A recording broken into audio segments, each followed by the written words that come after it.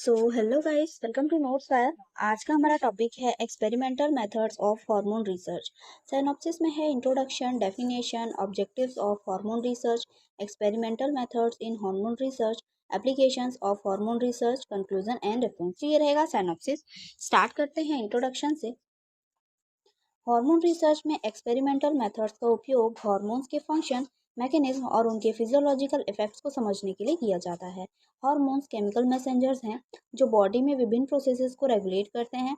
इन methods का उपयोग endocrine system की कॉम्प्लेक्सिटीज को डिकोड करने और हार्मोन से संबंधित डिसीजेस के इलाज के लिए किया जाता है।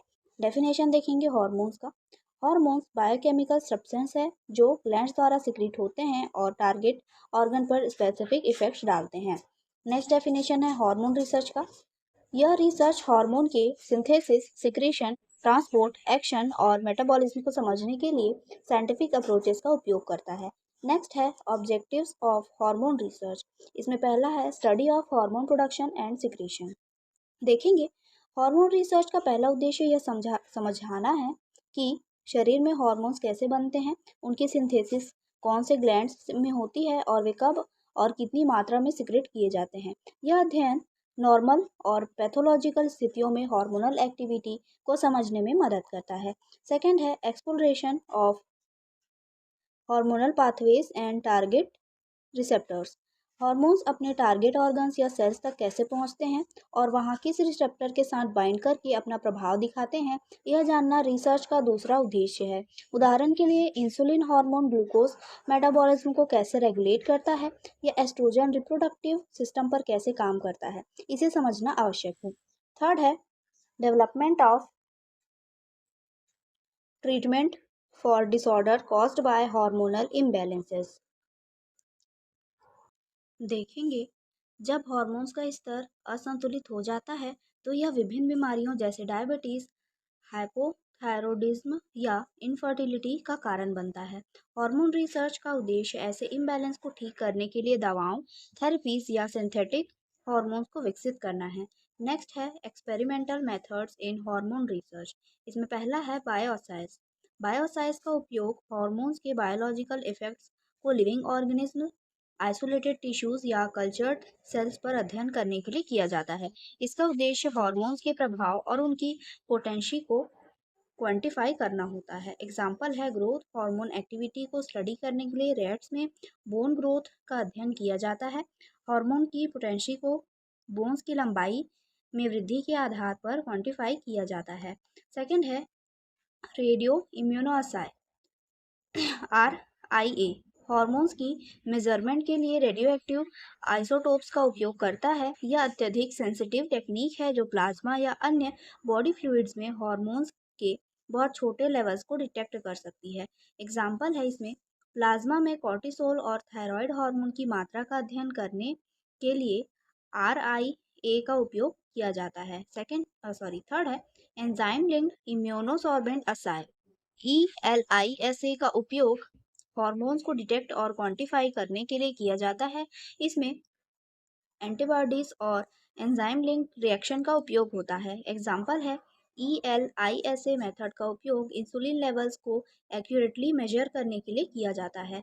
नेक्स्ट है क्रोमेटोग्राफी टेक्निक्स। क्रोमेटोग्राफी हार्मोन्स को सेपरेट, प्यूरिफाई और एनालाइज करने की तकनीक है। यह कॉम्प्लेक्स हार्मोन मिक्सर्स में इंडिविजुअल हार्मोन्स की पहचान के लिए उपयोगी है। एग्जाम्पल है हाई परफॉर्मेंस लिक्विड क्रोमेटोग्राफी का उपयोग स्टेरॉइड हार्मोन्स को एनालाइज करने के लिए किया जाता है। नेक्स्ट है मास स्पेक्ट्रोमेट्री। मास स्पेक्ट्रोमेट्री का उपयोग हार्मोन्स के मॉलिक्यूलर स्ट्रक्चर और क्वांटिटी को एनालाइज करने के लिए किया जाता है। यह एक हाईली एक्यूरेट टेक्निक है। इसमें एग्जाम्पल है स्टेरॉइड हार्मोन्स का डिटेल्ड एनालिसिस मास स्पेक्ट्रोमेट्री द्वारा किया जाता है। नेक्स्ट है in vivo experiments. In vivo experiments में हार्मोन्स के इफेक्ट को लिविंग ऑर्गेनिजम्स पर डायरेक्टली स्टडी किया जाता है। एग्जाम्पल है इसमें हार्मोन रिप्लेसमेंट थेरेपी का असर जानने के लिए पेशेंट्स पर इसका क्लिनिकल स्टडी किया जाता है। नेक्स्ट है in vitro experiments. In vitro experiments में आइसोलेटेड सेल्स, टिश्यूज या ऑर्गन कल्चर का उपयोग करके हार्मोन्स के इफेक्ट का अध्ययन किया जाता है। एग्जाम्पल है थायराइड हार्मोन का इफेक्ट सेल मेटाबॉलिज्म पर स्टडी करने के लिए टिश्यू कल्चर मेथड्स का उपयोग। नेक्स्ट है knockout and transgenic models. Specific jeans को नॉकआउट या जेनेटिकली मॉडिफाइड करने करके हार्मोन और उनके जेनेटिक बेसिस का अध्ययन किया जाता है। एग्जाम्पल है इंसुलिन डेफिशिएंट माइस का उपयोग डायबिटीज रिसर्च के लिए किया जाता है। नेक्स्ट है इलेक्ट्रोफिजियोलॉजी। इलेक्ट्रोफिजियोलॉजी का उपयोग न्यूरॉन्स और मसल्स में इलेक्ट्रिकल एक्टिविटी पर हार्मोन्स के प्रभाव को स्टडी करने के लिए किया जाता है, जिसमें एग्जाम्पल है ऑक्सीटोसिन हार्मोन का ब्रेन एक्टिविटी और मेमोरी पर इफेक्ट स्टडी किया जाता है। नेक्स्ट है मॉलिक्यूलर टेक्निक्स। हार्मोनल पाथवेज में शामिल जीन्स और प्रोटीन्स को एनालाइज करने के लिए मॉलिक्यूलर बायोलॉजी टूल्स का उपयोग किया जाता है। नेक्स्ट है एप्लीकेशंस ऑफ हार्मोन रिसर्च। पहला इसमें एंडोक्राइन डिसऑर्डर्स। हार्मोन रिसर्च का सबसे महत्वपूर्ण उपयोग एंडोक्राइन सिस्टम से जुड़ी बीमारियों के डायग्नोसिस और ट्रीटमेंट में होता है। सेकेंड है reproductive health. Hormone research fertility treatments और प्रेगनेंसी से जुड़े हार्मोनल चेंजेस को समझने में मदद करता है। एग्जाम्पल है आईवीएफ में हार्मोन्स का उपयोग एग मैच्योरेशन को स्टिमुलेट करने के लिए किया जाता है। नेक्स्ट है growth and development. Growth hormone disorders के इलाज में हार्मोन रिसर्च महत्वपूर्ण भूमिका निभाता है। एग्जाम्पल है इसमें ग्रोथ हार्मोन थेरेपी बच्चों में डॉर्फिज्म या स्टंटेड ग्रोथ के इलाज में उपयोगी है। नेक्स्ट है metabolism studies. Hormone research metabolism और एनर्जी बैलेंस को रेगुलेट करने वाले हार्मोन्स का अध्ययन करता है।